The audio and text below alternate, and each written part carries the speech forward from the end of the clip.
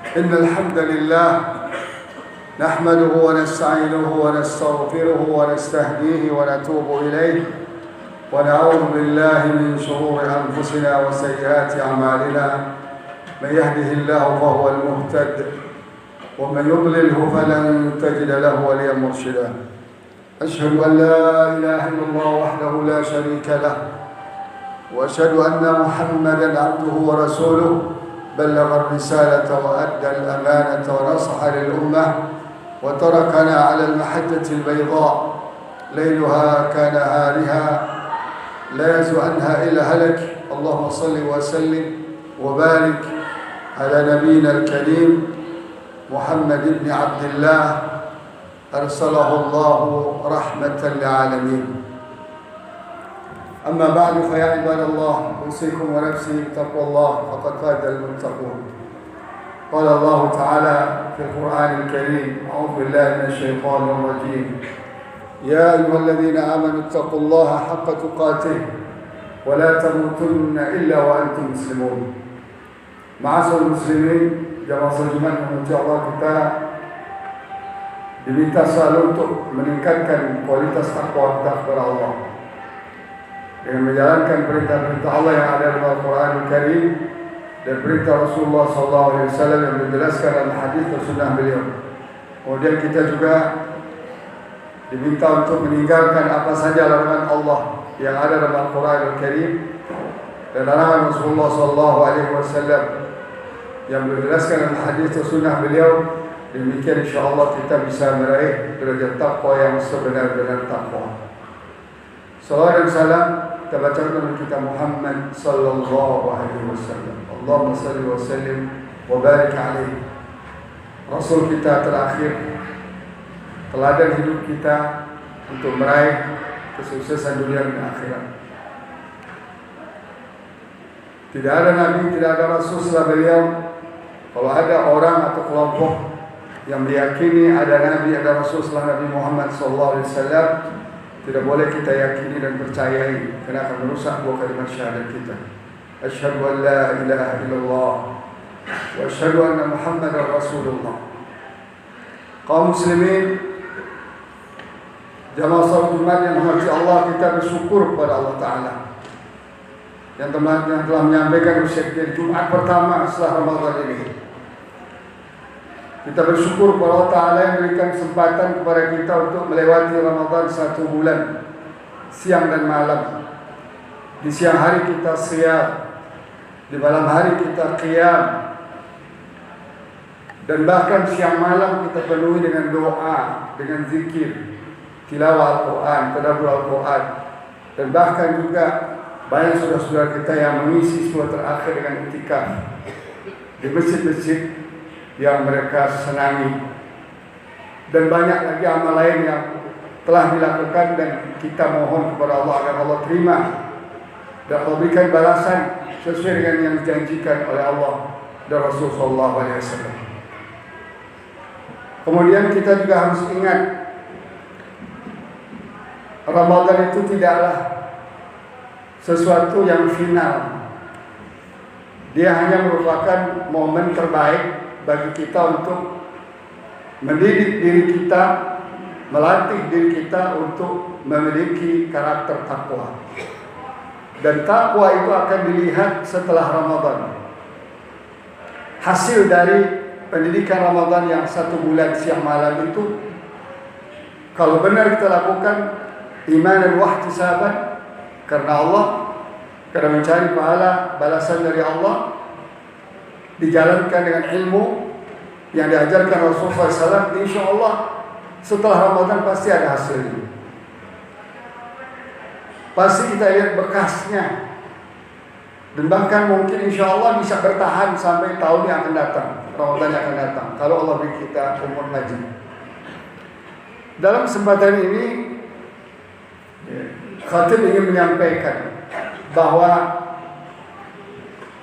ada 5 karakter dasar bagi orang-orang yang berhasil Ramadannya, sebagaimana Allah jelaskan, la'allakum tattaqun. Target utama dan terutama berbagai macam ibadah Ramadan sebulan penuh itu tidak lain agar kita menjadi orang-orang yang bertakwa. Begitu juga ibadah lain, begitu juga sistem hidup lain yang Allah ciptakan, itu targetnya agar kita bertakwa. Nah, oleh karena itu harus bisa kita lihat, dan kita harus bisa mengevaluasi diri juga. Sudah berapa kali Ramadan kita lewati? Tergantung umur kita diberi Allah. Tapi paling tidak kita harus evaluasi. Sudahkah Ramadan yang kita lewati itu benar-benar berhasil mendidik karakter takwa dalam diri kita? Nah, oleh karena itu sifat takwa ini banyak dalam Al-Quran, banyak dalam hadis, tapi ada karakter dasar, dan itu yang harus dicapai dengan berbagai macam ibadah Ramadan. Pertama, kita memiliki keimanan yang benar, baik teori maupun prakteknya, karena ini sangat mendasar. Tidak mungkin orang bisa bertakwa kalau teori keimanannya, praktek keimanannya tidak sesuai dengan Islam, atau tidak diamalkan. Di dalam Islam sangat simpel, keimanan itu sangat simpel. Ada 3 hal yang terkait dengan keimanan, dan itu tidak lama mempelajarinya. Kalau kita benar belajar, nggak lama, mungkin seminggu selesai. Pertama, apa yang disebut dengan rukun iman. Jadi yang kita tahu dari hadis Nabi SAW, bahwa rukun iman itu ada 6. Jadi sudah kita fahami sejak dari kecil, insyaAllah ta'ala, dalil-dalilnya. Jadi yang 6 ini harus benar-benar kita fahami dan kita yakini.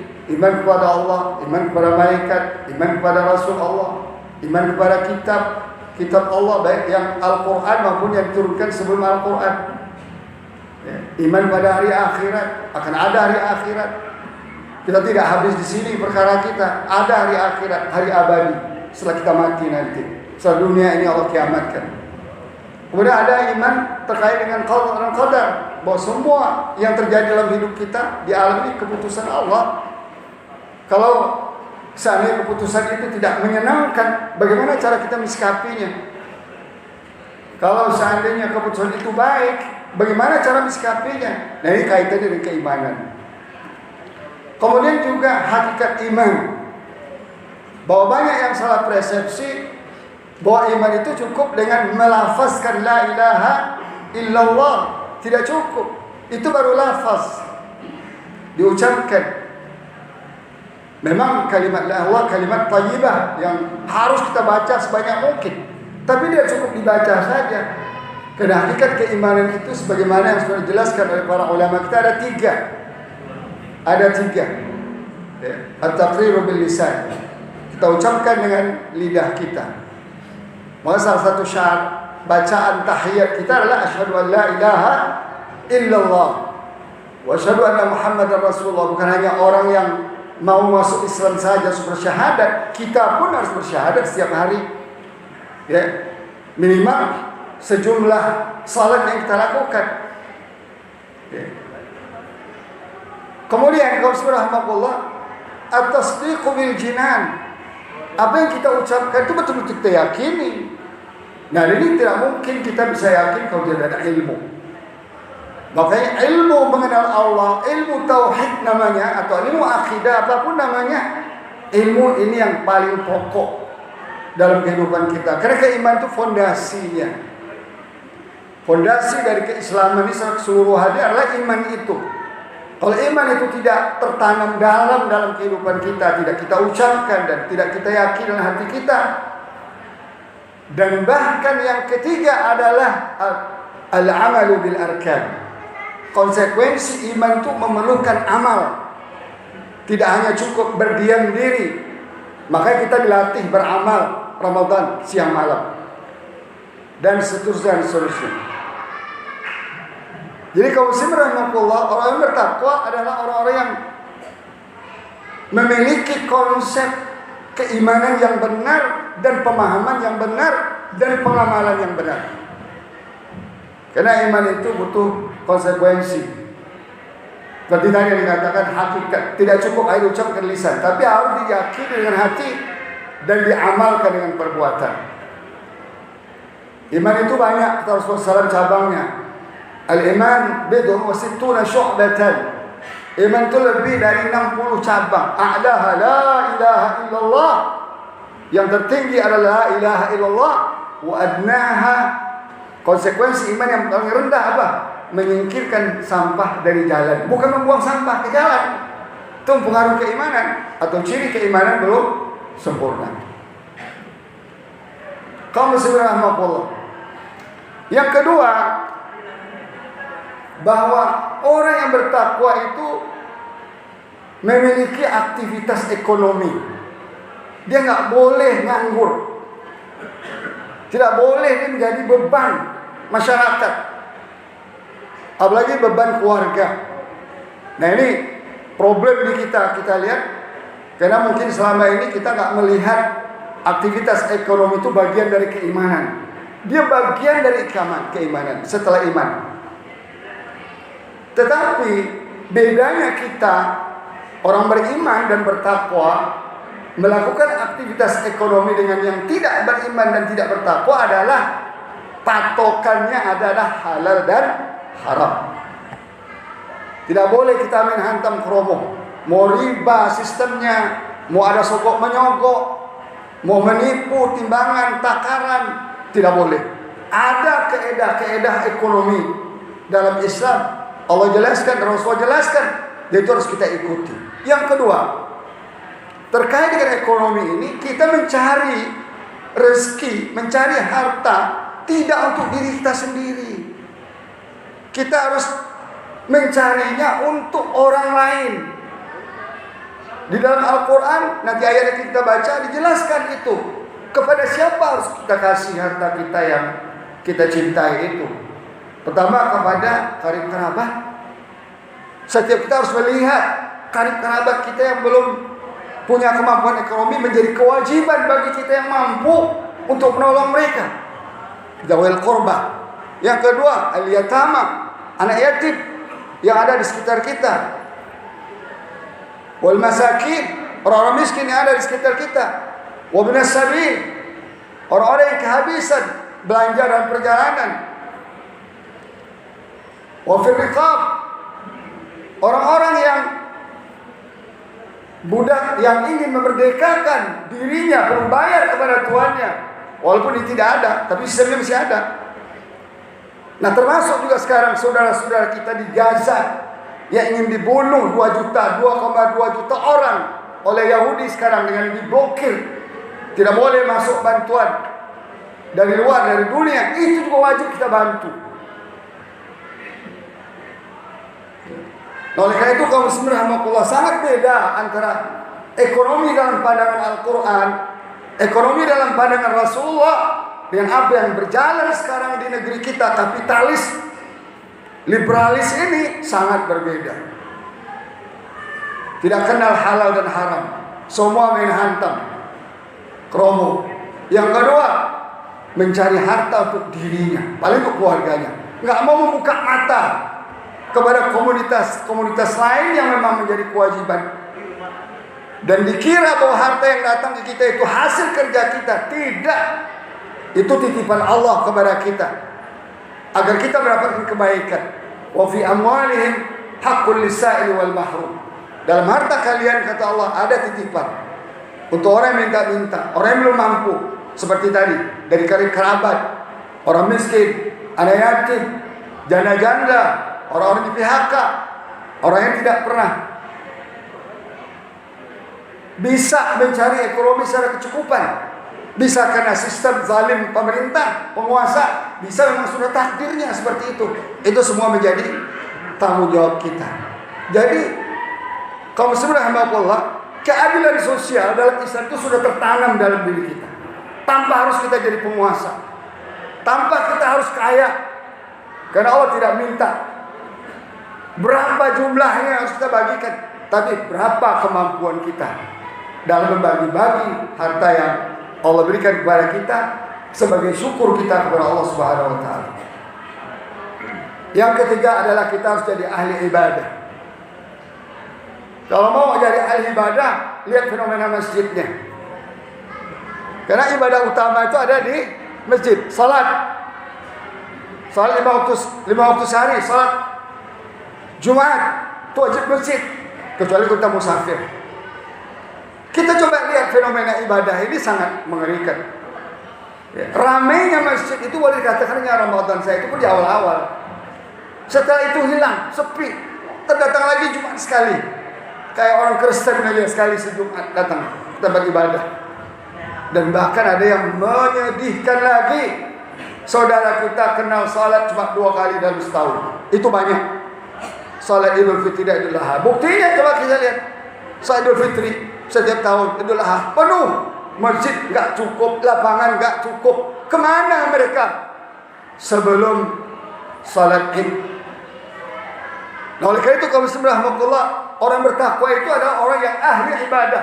Terlihat seriusnya beribadah. Dimulai dari ibadah yang pokok seperti salat, zakat dan sebagainya.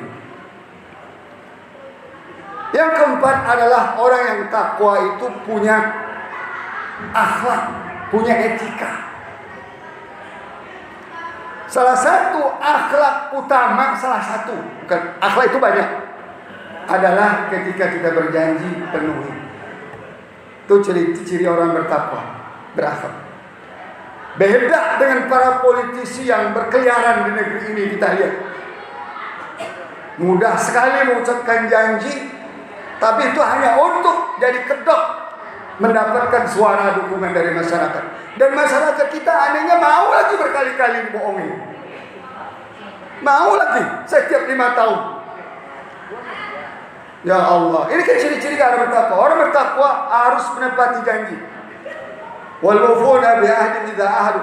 Apalagi janji dia kepada Allah. Dia sudah berjanji asyhadu an la ilaha illallah. Janji dia kepada Rasulullah.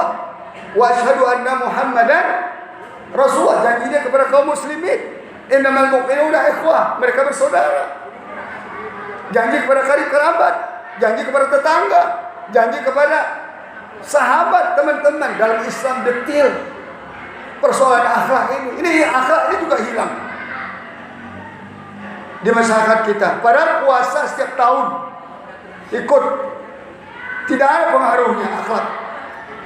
Akhlak kepada Allah, akhlak kepada Rasulullah, akhlak pada kedua orang tua, akhlak pada karib kerabat, akhlak kepada orang yang tua dari kita, lebih tua dari kita umurnya, akhlak kepada ulama, akhlak pada sahabat, bahkan akhlak pada anak kecil, bahkan akhlak kepada hewan dan tumbuh-tumbuhan.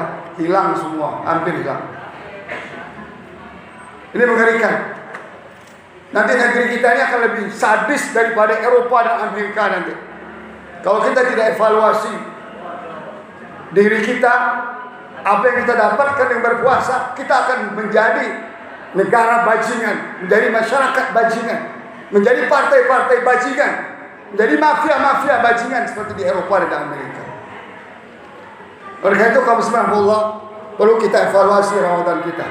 Sudahkah Ramadan ini menjadi akhlak untuk kita? Ada akhlak kepada Allah, kepada Rasulullah, kepada orang tua kita, kepada ulama kita, kepada masyarakat kita, tetangga kita, semua diatur akhlak, sampai kepada anak kecil sekalipun.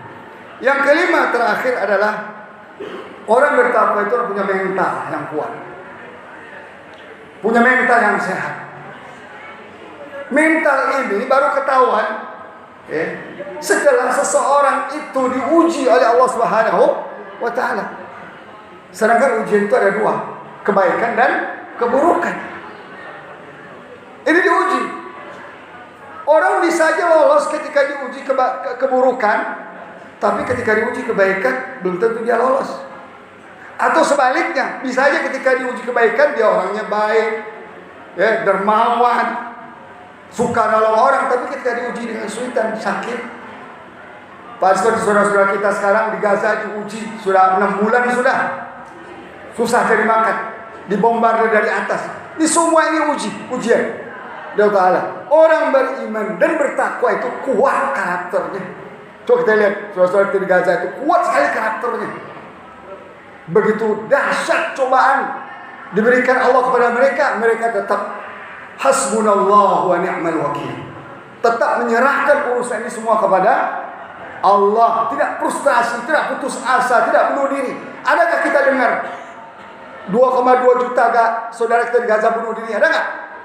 Nggak ada. Kita di PHK aja sedikit sudah mau bunuh diri. Diturunkan pangkat jabatan aja sedikit sudah nggak lolos aja pemilu. Hah? Para anggota legislatif itu banyak yang mau bunuh diri. Ini kaum muslimin rahimakumullah, menandakan bahwa Ramadan kita kurang berhasil dalam membentuk la'allakum tattaqun.